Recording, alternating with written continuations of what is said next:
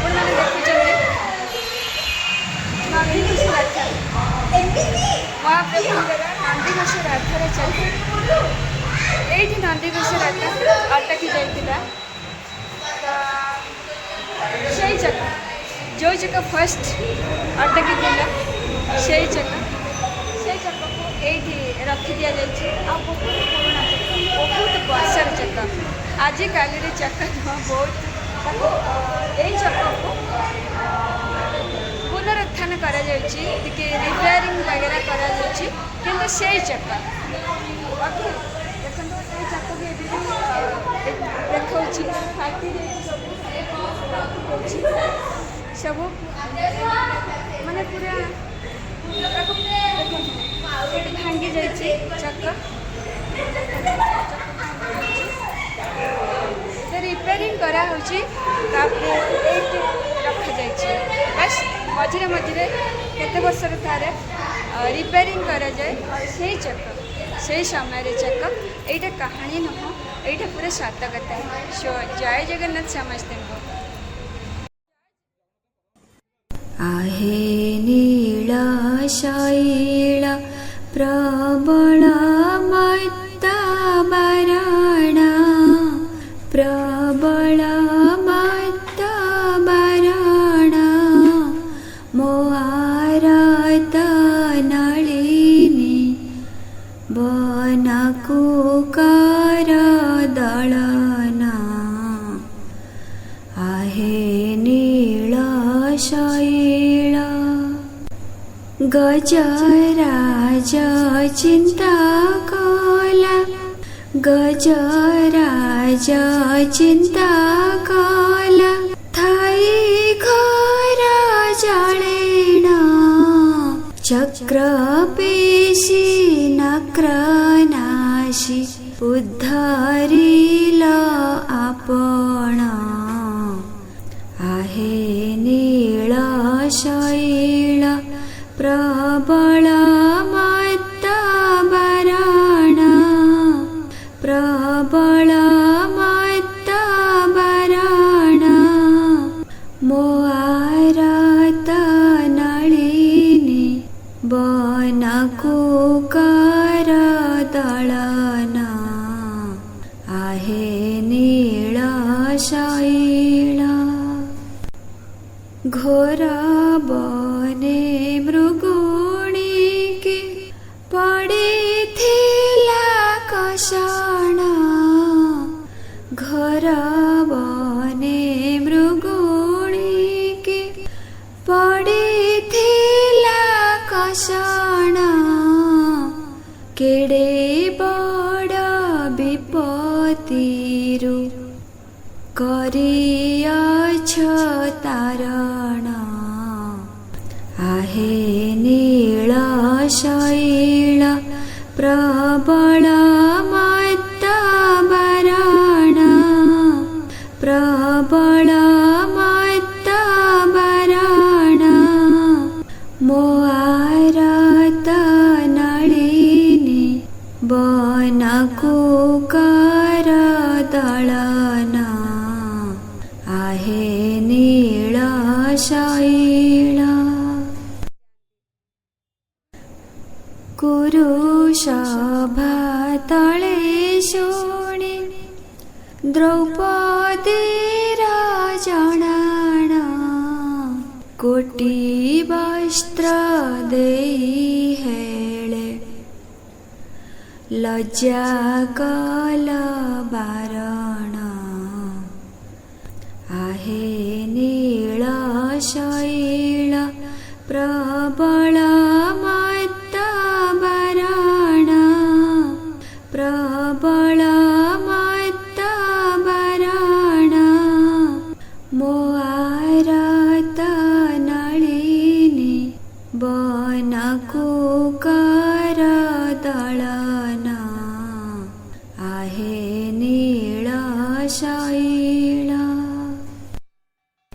कहे शाल बेगहीना कहे शाल बेगहीना जाति रे मो जबना ଶ୍ରୀରଙ୍ଗା ଚରଣ ତଳେ କରୁଅଛି ଜଣାଣ आहे नीଳ ଶୈଳ ପ୍ରବଳ ମତ୍ତ ବାରଣ ପ୍ରବଳ ମତ୍ତ ବାରଣ ମୋ ଆରତ ନଳିନୀ ବନକୁ କର ଦଳନ आहे नीଳ ଶୈଳ। ଭକ୍ତ ଶାଲବେଗଙ୍କ ଦ୍ୱାରା ଲିଖିତ ତାଙ୍କର ଅତି ପ୍ରିୟ ଜଣାଣ आहे नीଳ ଶୈଳର ଭାବାର୍ଥକୁ ବୁଝିବା ପାଇଁ ମୁଁ ଗୋଟିଏ ଛୋଟ ପ୍ରୟାସ କରିଛି, ଆଉ ଆଶା କରୁଛି ଆପଣମାନଙ୍କୁ ନିଶ୍ଚୟ ଭଲ ଲାଗିବ। आहे नीଳ ଶୈଳ ପ୍ରବଳ ମତ ବାରଣ ମୋ ଆରତ ନଳିନୀ ବନକୁ କର ଦଳନ। ହେ ନୀଳଗିରି ନୀଳକନ୍ଦରବାସୀ ନୀଳମଣି ନୀଳନୟନ ନୀଳମାଧବ ଜଗନ୍ନାଥ ବିଷ୍ଣୁ, ପ୍ରବଳରୁ ପ୍ରବଳ ଗର୍ବ ଦମନ କରିବାର ଶକ୍ତି କେବଳ ଆପଣଙ୍କ ପାଖରେ ଅଛି।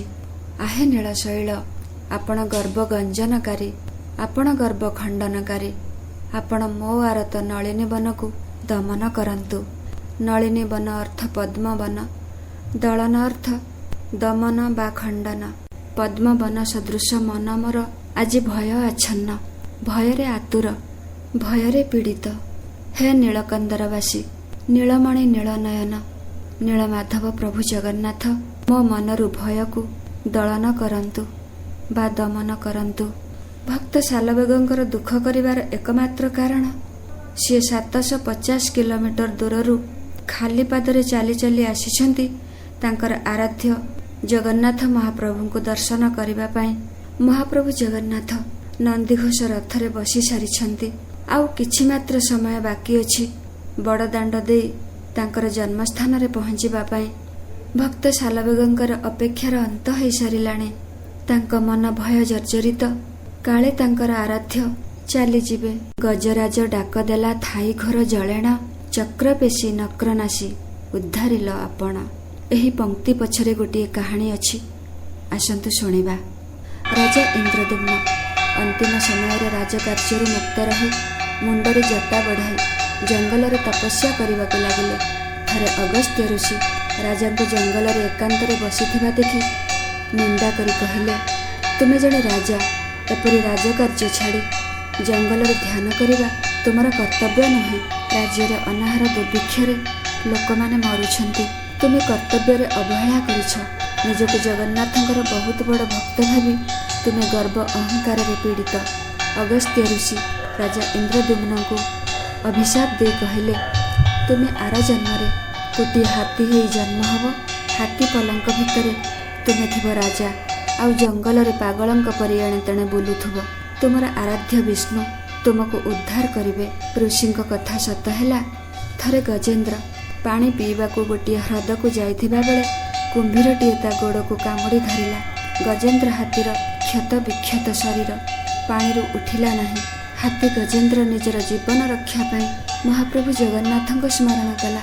ଜଗନ୍ନାଥ ମହାପ୍ରଭୁ କୁମ୍ଭୀର କବଳରୁ ହାତୀକୁ ଉଦ୍ଧାର କରିଥିଲେ। ଘୋର ବନ ମୃଗୁଣୀକି ପଡ଼ିଥିଲା କଷଣ, କେଡ଼େ ବଡ଼ ବିପତ୍ତିରୁ କରିଅଛ ତାରଣ। ଭକ୍ତ ଶାଲବେଗ ତାଙ୍କର ଆରାଧ୍ୟ ମହାପ୍ରଭୁ ଜଗନ୍ନାଥଙ୍କୁ ମନେ ପକାଇ ଦେଇଛନ୍ତି। ମହାପ୍ରଭୁ ଜଗନ୍ନାଥ କେମିତି ଗୋଟିଏ ଗର୍ଭବତୀ ହରିଣୀକୁ ଶିକାରୀଠାରୁ ବଞ୍ଚାଇଥିଲେ। କାହାଣୀ ଅନୁସାରେ ଗୋଟିଏ ହରିଣୀ ଥିଲା, ତା ନାଁ ଥିଲା ତାରାବତୀ। ସାଙ୍ଗରେ ଦୁଇଟି କଅଁଳା ଛୁଆ। ଶିକାରୀଟି କୌତୁକିଆ ହରିଣ ଛୁଆ ଦୁଇଟି ଦେଖି ଭାରି ଖୁସି। ଏକାଥରକେ 3ଟି ଶିକାର। ଜଣକୁ ଶିକାର କଲେ ଆଉ 2 ଜଣ ଦୌଡ଼ି ପଳେଇବେ। ଶିକାରୀଟି ବୁଦ୍ଧିରେ ବୁଦ୍ଧିକୁ ଯୋଡ଼ି ଶିକାର କରିବାର ଟେକ୍ନିକକୁ ଆଉ ଟିକେ ଲମ୍ବା କରିଦେଲା। ପ୍ଲାନ୍ ଏକଦମ ରେଡ଼ି। ଶିକାରୀଟି ତା ପରଦିନ ବିଲୁଆକୁ କହିଲା, ତତେ ଗୋଟେ ଶିକାର ଦେବି, ମୋତେ ହେଲ୍ପ କରିବୁ? ବିଲୁଆ କହିଲା, ହଁ କରିବି। ଆଉ ଗୋଟେ ପାଖରେ ଜାଲ ବିଛାଇବାକୁ ଗୋଟେ ଲୋକ ନେଇଗଲା। ଶିକାରୀ କହିଲା, ତୁ ଜାଲ ଧରି ଛିଡ଼ା ହେବୁ। ହରିଣ ଏଇ ବାଟେ ଦେଇ ଆସିଲେ ତା ଉପରେ ଜାଲ ପକେଇଦେବୁ। ମା ହରିଣ ମୁଣ୍ଡ ଟେକି ଛିଡ଼ା ହେଲା। ଚାରିପଟର ବ୍ୟବସ୍ଥା ଦେଖି ଡରିଗଲା। ପ୍ଲିଜ୍ ମୋତେ ଛାଡ଼ିଦିଅ। କଅଁଳା ଛୁଆ ଦୁଇଟି କିଛି ଖାଇ ନାହାନ୍ତି। ଆମେ ଜଙ୍ଗଲକୁ ଆଉ କେବେ ବି ଆସିବୁ ନାହିଁ। ମା ହରିଣଟି ଗର୍ଭବତୀ ମଧ୍ୟ ଥିଲା। ଗୋଟିଏ ପାଖରେ ନିଆଁ ଜଳୁଛି, ଆଉ ଗୋଟିଏ ପାଖରେ ଲମ୍ବା ଜାଲ ଟଙ୍ଗା ହେଇଛି। ଗୋଟିଏ ପାଖରେ ଧନୁଶର ଧରି ଶିକାରୀ ଠିଆ ହେଇଛି, ଆଉ ଗୋଟିଏ ପାଖରେ ବିଲୁଆ ଜଗିଛି। ଗର୍ଭବତୀ ହରିଣୀଟି ବିଷ୍ଣୁଙ୍କୁ ଡାକିଲା, ହେ ଜଗନ୍ନାଥ, ଆମକୁ ରକ୍ଷା କର, ମୋ ପିଲାମାନଙ୍କୁ ବଞ୍ଚାଅ। ଜଗନ୍ନାଥଙ୍କୁ ମା ଲକ୍ଷ୍ମୀ କହୁଛନ୍ତି, ତୁମକୁ କ'ଣ ଶୁଣାଯାଉଛି? ଗର୍ଭବତୀ ହରିଣୀଟି କାନ୍ଦି କାନ୍ଦି କହୁଛି, ପ୍ରଭୁ, ତୁମର ଯଦି କାନ ଥାନ୍ତା ତୁମେ ମୋର ଡାକ ଶୁଣି ପାରିଥାନ୍ତ। ତୁମର ଯଦି ପାଦ ଥାନ୍ତା ତୁମେ ଦୌଡ଼ି ଦୌଡ଼ି ଆସିଯାଆନ୍ତ, ଶିକାରୀ କବଳରୁ ଆମମାନଙ୍କୁ ମୁକ୍ତ କରନ୍ତ। ମା ଲକ୍ଷ୍ମୀ ଜଗନ୍ନାଥଙ୍କୁ କହୁଛନ୍ତି, ସତରେ କ'ଣ ତୁମର କାନ ଅଛି? ତୁମେ କ'ଣ ତା କଥା ଶୁଣିପାରୁଛ? ତୁମେ କିପରି ଗର୍ଭବତୀ ହରିଣୀଟିକୁ ବଞ୍ଚେଇବ? ମହାପ୍ରଭୁ କହୁଛନ୍ତି, ଯେମିତି କଂସକୁ ମାରି ମାତା ପିତାଙ୍କୁ ବଞ୍ଚାଇ ରଖିଲି, ଗିରିଧାରୀ ନାମ ବହି ଗୋପୀଙ୍କୁ ବଞ୍ଚାଇଲି, ଶଙ୍ଖାସୁରକୁ ମାରି ମୋ ଗୁରୁଙ୍କର କୁଳରକ୍ଷା କଲି, ବେଦକୁ ଉଦ୍ଧାର କଲି, ଗୁରୁ ଦକ୍ଷିଣା ଦେଲି, କୌରବଙ୍କୁ ବିନାଶ କରି ଦ୍ରୌପଦୀଙ୍କର ମାନ ରକ୍ଷା କଲି। ଗୋଟିଏ ଗର୍ଭବତୀ ହରିଣୀକୁ ମାରିବା ପାଇଁ ଶିକାରୀଟି ଯେତିକି ଯୋଜନା କରିଛି, ମୁଁ ତାକୁ ବଞ୍ଚାଇବାକୁ ସେତିକି ଯୋଜନା କରିଛି। ମା ଲକ୍ଷ୍ମୀ କହୁଛନ୍ତି, ଆଚ୍ଛା, କ'ଣ ବ୍ୟବସ୍ଥା ହେଇଛି ମୁଁ ଟିକେ ଶୁଣେ। ନିଆଁ ଲିଭାଇବାକୁ ଇନ୍ଦ୍ରଦେବଙ୍କୁ ଆଦେଶ ମିଳିଛି, ଶିକାରୀକୁ ମାରିବା ପାଇଁ ଅନନ୍ତ ନାଗକୁ ଆଦେଶ ମିଳିଛି, ଜାଲ ଉଡ଼ାଇ ନେବାକୁ ପବନ ଦେବଙ୍କୁ ନିର୍ଦ୍ଦେଶ ମିଳିଛି, ବିଲୁଆକୁ ମାରିବାକୁ ବଜ୍ରଦେବ ରେଡ଼ି। ସତକୁ ସତ ନିଆଁକୁ ବର୍ଷା ଲିଭେଇ ଦେଲା, ଜାଲକୁ ପବନ ଉଡ଼େଇ ନେଲା, ଶିକାରୀକୁ ସାପ ଦଂଶନ କଲା, ବିଲୁଆ ଉପରେ ବଜ୍ର ପଡ଼ିଲା।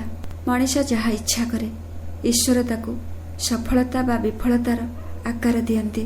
ଭକ୍ତ ଶାଲବେଗ ଏହି ପଂକ୍ତିରେ ଜଣେଇଛନ୍ତି, କହେ ଶାଲ ବେଗହୀନ ଜାତିରେ ମୁଁ ଯବନ, ଶ୍ରୀରଙ୍ଗା ଚରଣ ତଳେ କରୁଅଛି ଜଣାଣ। କୁରୁ ସମ୍ରାଟ ଧୃତରାଷ୍ଟ୍ରଙ୍କ ରାଜସଭାରେ ରାଜା ମହାରାଜା ଗୁରୁଜ୍ଞାନୀ ଜ୍ଞାତି କୁଟୁମ୍ବଙ୍କ ଉପସ୍ଥିତିରେ ମା ଦ୍ରୌପଦୀଙ୍କୁ ଉଲଗ୍ନ କରିବାର ଦୁଃସାହସ ପ୍ରଭୁ ବରଦାସ୍ତ କରିପାରିଲେ ନାହିଁ। ମହାପ୍ରଭୁ ମା ଦ୍ରୌପଦୀଙ୍କ ବସ୍ତ୍ରର ଦୀର୍ଘତାକୁ ଏତେ ଲମ୍ବା କରିଦେଲେ ଯେ ଦୁଃଶାସନ ମାଙ୍କ ଦେହର ଲୁଗା ଟାଣି ଟାଣି ଥକିଗଲା ପଛେ ମା ଦ୍ରୌପଦୀ ଉଲଗ୍ନ ହେଲେ ନାହିଁ। ପ୍ରଭୁ ନାରାୟଣ ମା ଦ୍ରୌପଦୀଙ୍କର ଲଜ୍ଜା ନିବାରଣ କଲେ। ଭାରି ସଭାରେ ଗୋଟିଏ ନାରୀ ପ୍ରତି ଲଜ୍ଜାଜନକ ଅପମାନକୁ ପ୍ରଭୁ କଡ଼ା ଜବାବ ଦେଲେ। ଶାଲବେଗଙ୍କ ମନର ବେଦନାକୁ ମହାପ୍ରଭୁ ଗିରିଧାରୀ ଗୋବିନ୍ଦ ମଧୁସୂଦନ ବୁଝିପାରିଲେ। ରଥକୁ ଆଗକୁ ଯିବାକୁ ଦେଲେ ନାହିଁ। ରଥ ଅଟକି ରହିଲା ବଡ଼ଦାଣ୍ଡରେ। ଚନ୍ଦନପୁରରୁ ପୁରୀ ପର୍ଯ୍ୟନ୍ତ ଭକ୍ତ ଶାଲବେଗ ଯେତିକି ସମୟ ଚାଲି ଚାଲି ଆସିଲେ, ସେତିକି ସମୟ ନନ୍ଦିଘୋଷ ରଥ ବଡ଼ଦାଣ୍ଡରେ ଅଟକି ରହିଲା। ଭକ୍ତ ଶାଲବେଗ ପ୍ରଭୁଙ୍କୁ ଦର୍ଶନ କରିବା ପରେ ରଥ ଗଡ଼ିଲା। ଏହା ଥିଲା ଭକ୍ତର ଭଗବାନଙ୍କ ପ୍ରତି ଭାବର କଥା। ଭାବଗ୍ରାହୀ ସବୁବେଳେ ଭାବକୁ ନିକଟ, ଅଭାବକୁ ଦୂର। ଯିଏ ତାଙ୍କ ପ୍ରତି ଭାବ ରଖିବ ସେ ଭକ୍ତର ପାଖରେ, ଯିଏ ଭାବ ନ ରଖିବ ତାଠାରୁ ବହୁତ ଦୂରରେ। ସେଥିପାଇଁ ପରା ସେ ଭାବ ବିନୋଦିଆ କଳା ଠାକୁର। ଆଶା କରିବି ଆପଣମାନଙ୍କୁ ଏହି ଭିଡ଼ିଓଟି ଭଲ ଲାଗିବ। ଯଦି ଭିଡ଼ିଓଟି ଭଲ ଲାଗେ ତାହେଲେ ଲାଇକ୍, ସେୟାର, କମେଣ୍ଟ ଆଉ ସବସ୍କ୍ରାଇବ୍ କରିଦେବେ। ଧନ୍ୟବାଦ।